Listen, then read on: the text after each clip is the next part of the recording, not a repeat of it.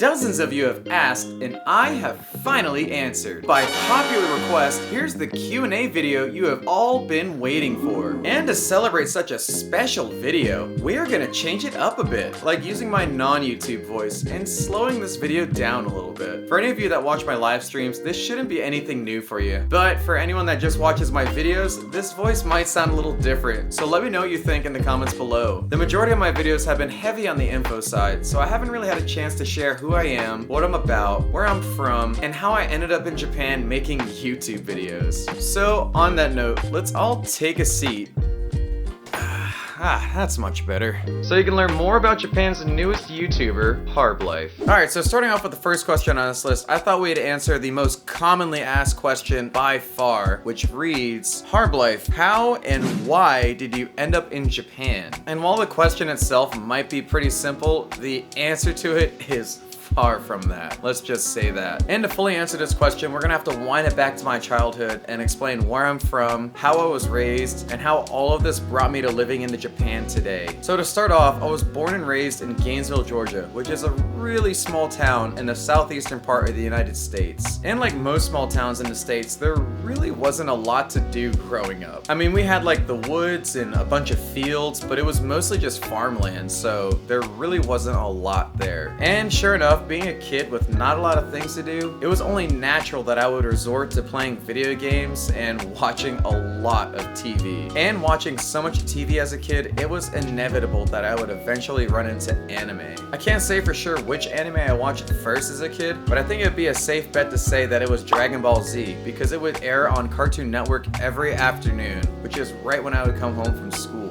And from the first time I watched that show, like many other kids during the time, I was instantly hooked. I didn't even realize it was anime at the time, honestly. I just thought it was a really cool show. But soon after watching Dragon Ball Z, I would get exposed to other great animes through Cartoon Network's late night program, Adult Swim. Adult Swim was an amazing late night program on Cartoon Network that would air all sorts of amazing animes and great cartoons. That is what really exposed me to some iconic animes like Yu Yu Hakusho, Cowboy Bebop, Samurai Champloo, Death Note, Inuyasha, and I could just keep on going. Adult Swim was the gateway for me to not only appreciate anime, but to get genuinely interested on what life was like in Japan. And it really started that desire for me to want to live in Japan someday. And that desire only grew stronger as I went through middle school and even up until graduating high school. So now you know why I wanted to live in Japan someday, but now it's time to explain how I'm living in Japan right now. Well, that all started when I graduated high school in 2010. And graduating high school, the common thing to do was to head straight to college and start my bachelor's degree. So sure enough, after I graduated high school, I went to college and started pursuing my bachelor's. But I didn't really have a direction or knew what I wanted to do with my life. And it didn't really help when I graduated high school that all I wanted to do was just party. So after only a year in college, I realized that it just wasn't for me. I didn't know what I wanted to do with my life yet. And I withdrew from college after just 1 year. But after doing that, I didn't really have much direction at all in life. And I had no idea what I wanted to do at that point. So what do most Americans do when they have no idea what they want to do in their 20s? The obvious choice would be join the military, of course, which is what I did. I joined the US Navy in 2012. And after enlisting, I went to boot camp in early May, and then I went to nuclear power school in South Carolina. And with all these new goals in mind, I ironically thought it would be a good idea to go back to college. Pretty much that same year, in late 2012, I decided to put my application in to go to the United States Naval Academy. And by some sheer amount of crazy luck, I got accepted into the United States Naval Academy for the class of 2017. And then after that, I went to the academy in 2013 for my plebe summer, started my 4-year degree, and I won't really bore you with the details of those 4 years. Let's just say all you need to know is it's a military college, so you can imagine what that would be like. And fast forward 4 years, and the biggest thing that stuck in my mind, even throughout my entire time at the academy, was I want to live in Japan. And at your senior year at the academy, you get to pick where you want to be stationed at.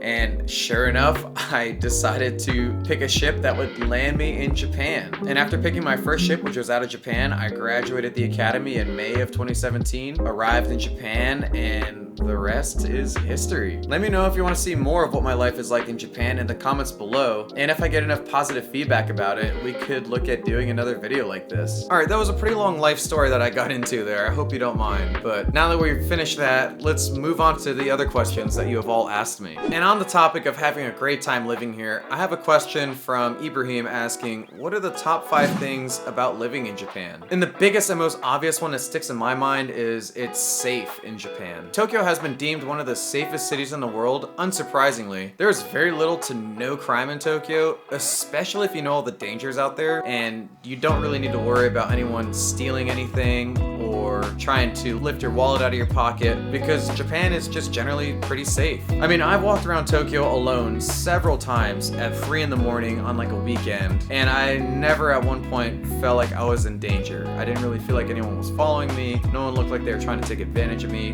Nothing. And I'm not the only one. A lot of you who have commented about Japan have said they loved how safe it is here and how they feel at ease. So I'm definitely not alone here when I say Tokyo is pretty safe. So that is by far the best thing I love about living in Japan. But the second biggest thing I love about Japan is the food. Oh my god, the food is so good here. I cannot emphasize that enough. I mean, if you can't tell by how many restaurants I go in all my videos, the food here is phenomenal. You've got yakitori, you've got ramen, you've got shabu shabu, you've got yakiniku. I mean, I can just keep going on and on about this list. So there really is no shortage of amazing foods you can get here. Love, love, love the food. Cannot emphasize that enough. The other obvious one is the mass transit system in Japan is just miles and miles ahead of most other countries in the world. I mean, the train system can really get you to anywhere you want to go in Tokyo without even having to step foot in a car. And with the mass transit system, it really makes a lot of things convenient. Like, you don't have to worry about a designated driver, no need to worry about a taxi or an Uber for most nights. You can just go with your friends, go to a bar, have quite a few drinks together, if you know what I mean, and you can go home without any worry of how you'd get there because the train will take you pretty much right to your doorstep. The fourth thing I love about Japan is all the different activities you can do here as well. I mean, just in Tokyo alone, you can just go explore any restaurant you'd want. You can go see a ton of unique attractions. If you want to get out of the city, there are dozens of day trips around the area, which I will make a video about one of these days, so stay tuned for that one. And just 2 hours north, you can go snowboarding and have some of the best powder you'll ever experience. You can go to car meets, and you can just see a ton of novelty JDM cars, a ton of like cars that you would see on Fast and Furious. It is super unique. There's just something to do every day. And the last thing I want to share that sticks in my mind all the time is the top-notch service you get about 90% of the time. You go to a hotel or you go to a restaurant, you'll most of the time get some amazing service. You'll have some very respectful staff that are just trying to help you out. Even if there's a language barrier, they are very kind and respectful to you, and that is always one of the biggest takeaways people have when they leave Japan. And the craziest thing is, despite it being a service industry, there is no tip expected. For anyone that doesn't live in the States, a lot of places that involve like service workers, they expect tip or extra money for offering their service, but in Japan, they just do their job without having to expect any extra money for doing a good job. So I would say that is the fifth and also one of the great things I love about Japan. Now, I say 90% of the time because there is that 10% where you will have a bad experience, whether it be a language barrier and they just don't feel like dealing with it, whether they're just rude, but you know, there are always going to be outliers for every situation, so I understand that. Alright, so for the next question we have, what was the biggest surprise to you when you first arrived in Japan? And this is from Dylan M and Niels. The biggest surprise to me, and the one that still sticks in my mind to this day, is when I first arrived in Japan and was experiencing driving on the opposite side of the road. Like in the States, the driver's seat's on the left side and you're driving on the right side of the road. Everything seems normal, and then bam, you go into Japan and everything's the exact opposite. You got right-hand drive, you've got driving on the left side of the road. It is super stressful, at first at least. I still remember there were a lot of times when I was in the car and I was in the passenger seat, which is the left side, right, in Japan, and I would be like ghost driving. Like, I feel like I was supposed to be driving, and whenever we started turning left or right and going into oncoming traffic, or what felt like oncoming traffic, I would be absolutely freaking out. I was like grabbing onto the railing of the car. I was grabbing anything I could because I thought we were about to get into a head-on collision. So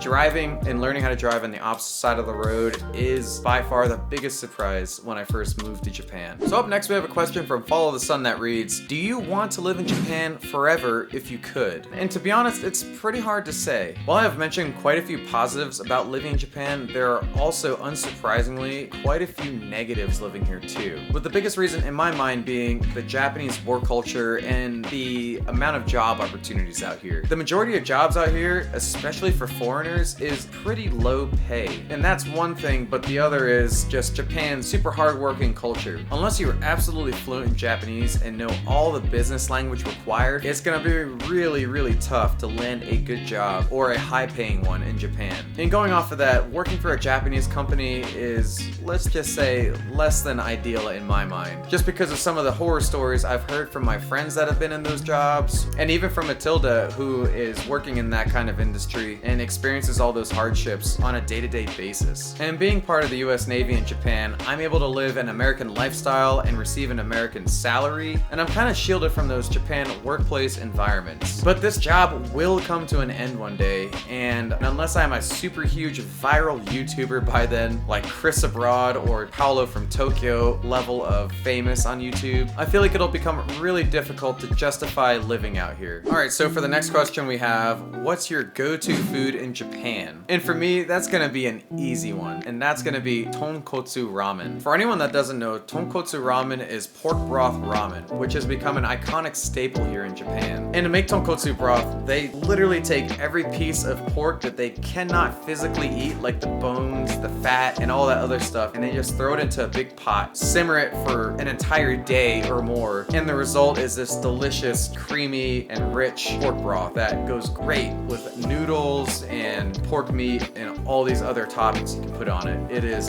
absolutely delicious. I even went the extra step and included some of my favorites in the description below, so check out those links if you're in Japan and you want to see some great tonkotsu while you're here, and let me know what you think in the comments below. Alright, so we got another question here from Smokin', which reads, what do you dislike about Japan? So as I said before, there are quite a few things that could be better in Japan, but after thinking long and hard about this one, the best way to sum up all those issues in Japan can be boiled down to just being a foreigner in Japan. Now, don't get me wrong, I absolutely love living in Japan as a foreigner. You get a lot of cool opportunities, you get to see a different culture, it's really fun and it's really great. But at the same time, it can be a pretty isolating experience. I mean, just looking at the basic numbers, if you just do a simple Google search, you'll find that 98% of the residents in Japan are, well, Japanese. And that other extremely small 2% are non-Japanese residents like me. And like I said, this can be a pretty isolating experience knowing that you're one of the very, very few foreigners living in the country. Aside from being one of the few foreigners living here, the other big factor is just the cultural differences that you find between the Western society and Japanese culture. You know, people that are from Westernized cultures have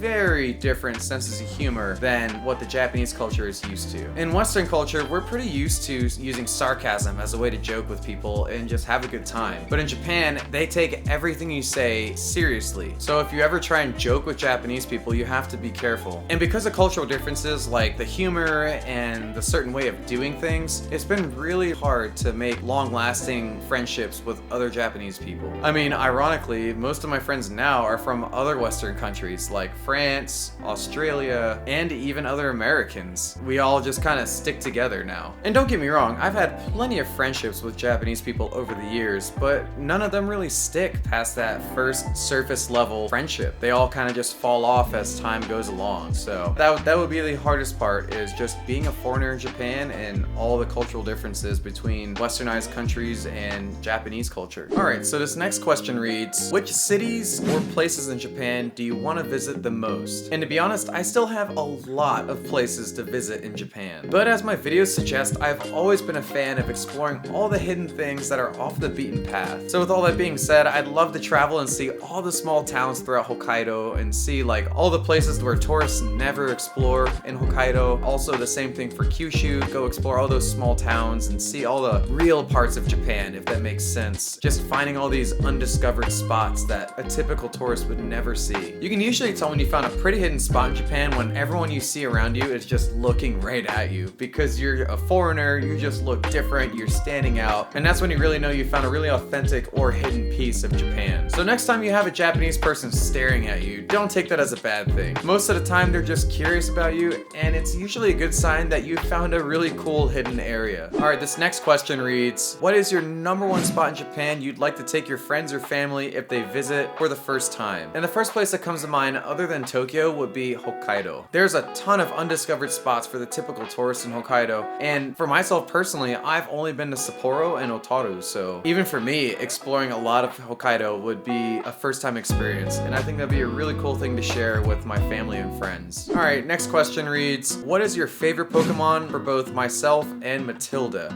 Well, for me, the one that always sticks in my head no matter what is Tyranitar and Arcanine. I've always been a huge fan of Gen 1 and Gen 2 Pokemon games. Those are like the only ones I ever played a ton of, and Tyranitar and Arcanine were my favorites because they just looked like really tough Pokemon, but at the same time they weren't considered overpowered legendaries. Let me know what your favorite Pokemon are in the comment section below. I'd love to hear about them. And then Matilda's favorite Pokemon is by far this one right here. We got Psyduck. Her favorite Pokemon is Psyduck. Her second favorite being Drifloon. I didn't play that generation a lot, so I don't know the correct way to pronounce it, but I think it's Drifloon. Let me know if I pronounced that wrong. Alright, so the next question we have here is, what is your best experience you've had to date in Japan and why? And to answer that, I think the best experience I've had in Japan was when my friends and family came to visit me in Japan for the first time. If you can't tell from my YouTube channel already, I love showing people everything I know about Japan. So when my friends and family came and visited for the first time, I absolutely loved it. I loved showing them around Tokyo, showing all the things I know. That was by far the best experience, being able to see them and watch them experience everything for the first time like I did, and I can't wait for them to come back because I have a ton of new places to show them. Alright, next question is, what are your hobbies, activities, and sports? What do you like doing? And the biggest thing I enjoy doing in my free time is road biking. I bike about 110 miles every week just to get to and from work. It's the way I commute, and it's a great way to save money and stay in shape at the same time. But aside from biking to and from work every week, I really haven't had a lot of time to do it recently because of YouTube. But as I continue to figure out how to work YouTube in my free time and balance them out together, I'm definitely gonna get back on that saddle, and I'm gonna try and do some extremely long rides soon. I have plans to do long rides from Tokyo to Mount Fuji and back, other long distance rides that I just really want to knock out before my time is up here in Japan. And who knows, maybe with all my biking experience, I could join Chris Abroad and Sea Dog one day on one of their cyclothons. Maybe I can convince them one of these days to let me in on it. But we'll see about that one. I'm not too sure that's gonna ever happen. Another big thing I like to do in my free time is snowboard and ski. I absolutely love the snowboarding out here. One of the things you might not know about Japan is just a couple hours north of Tokyo, you have an area called the Gunma Mountain Range and Nagano, which is some of the best powder and snow I have ever experienced in my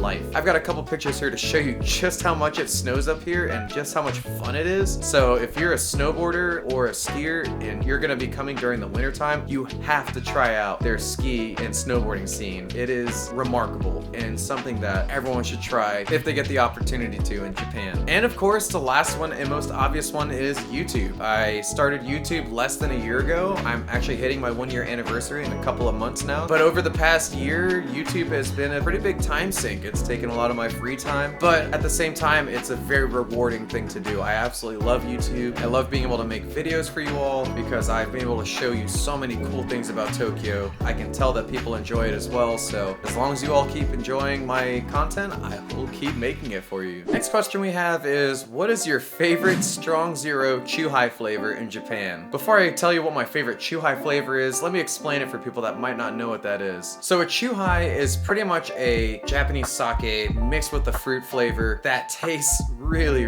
really good, but is also really dangerous because you get these things, they're 9%. For comparison, a glass of wine on average is 12% alcohol, and you know how strong that is. You drink a couple glasses of wine and you are, let's just say you're feeling it. And so then you get a chew high, 9%, which is marginally less, but they're pretty strong, especially if you get the tall boy chew highs. And you drink a couple of those, maybe 3 or 4, and you will definitely be feeling it later on. So chew highs are just a very strong alcohol drink, which I highly recommend trying 1 or 2 of them while you're in Japan. They're a unique treat and something that everyone should experience. But then going off of that, for my favorite flavor of chew high, my favorite one would be the grapefruit chew high. Grapefruit chew high, by far the best one. Even if you drink the 9% strong zeros, they still have good flavor. Just don't let them get hot. That's when any chew high just starts tasting bad. All right, so the next question we have on this list is, what are the weirdest things you've ever seen in a vending machine in Japan? And the answer to that would be those haunted vending machines in Akihabara. If you haven't seen my video in Akihabara yet, then you really should, because there's interesting spots all throughout that area of Tokyo that you should check out. But one of the most noteworthy parts was the haunted vending machines, which is where they put all these random things in there, like beetles, mystery packages, and all sorts of random stuff that you would never expect to find in a vending machine. So if you haven't yet, you should go check that spot out because it is interesting to say the least. So the next question on this list is, what do you miss about the US that they don't have in Japan? One of the things that I miss about the United States that they don't have in Japan are some of the fast food restaurants that I really miss. Some of the most noteworthy ones would be Chick-fil-A and Five Guys. Five Guys and Chick-fil-A are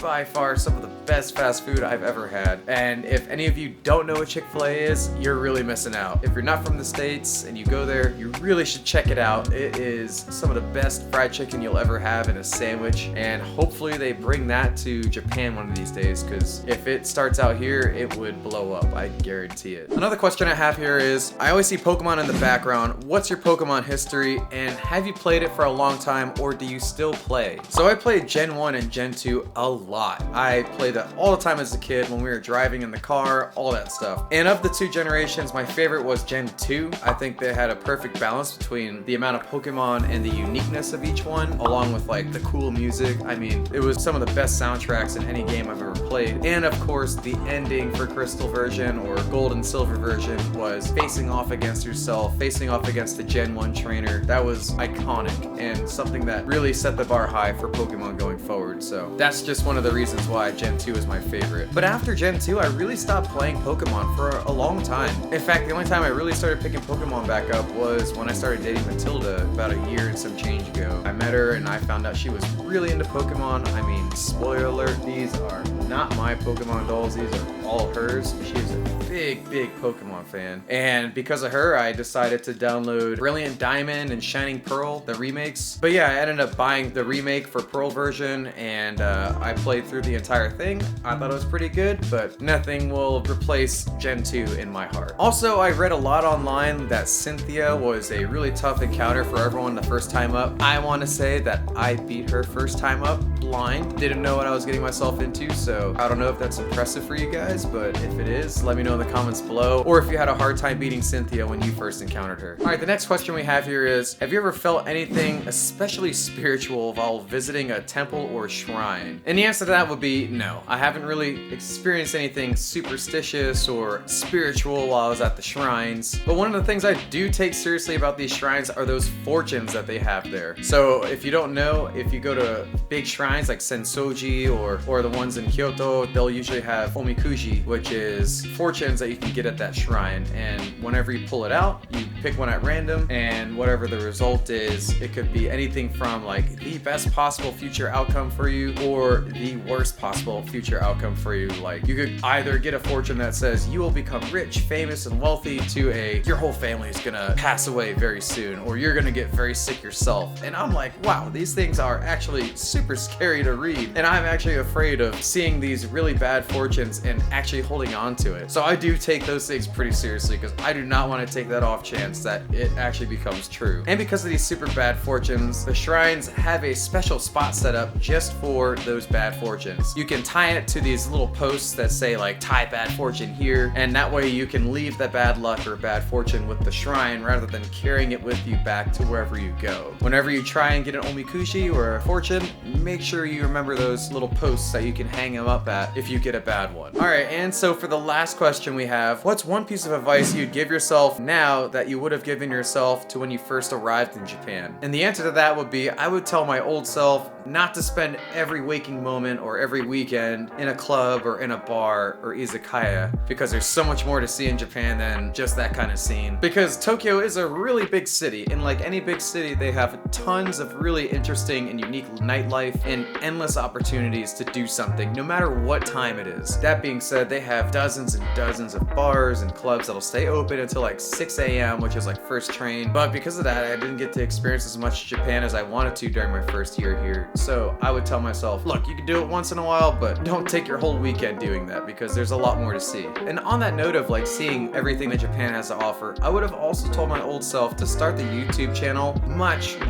sooner. I've always wanted to do YouTube, and I was always afraid of doing it because of just failing and all the bad things that come with making a social media platform. But now that I've seen how great it is and how like good the community can be if you attract the right people, I would tell myself to start the channel a lot sooner. That way I could share the knowledge that I love sharing with a lot more people a lot quicker, and I could have gotten a lot of more ideas out to the public a long time ago. So that's the other thing I tell myself, is start YouTube years ago. And that's gonna do it for all the questions. So if you found this really insightful or really entertaining, let me know in the comments below. I would love to do more of this stuff if you guys enjoy it. This channel is here for you after all, so let me know what you think, and I'll be happy to take any feedback. And if you want to see me more often in this unfiltered state, then check out my live streams. I try to do it at least once a week, so if you want to engage with me personally on a live stream, I hope to see you there. I would love to see more people participate in those live streams. They're a lot of fun, and hope to see you there. And the biggest announcement for this video is I will be opening up the channel to memberships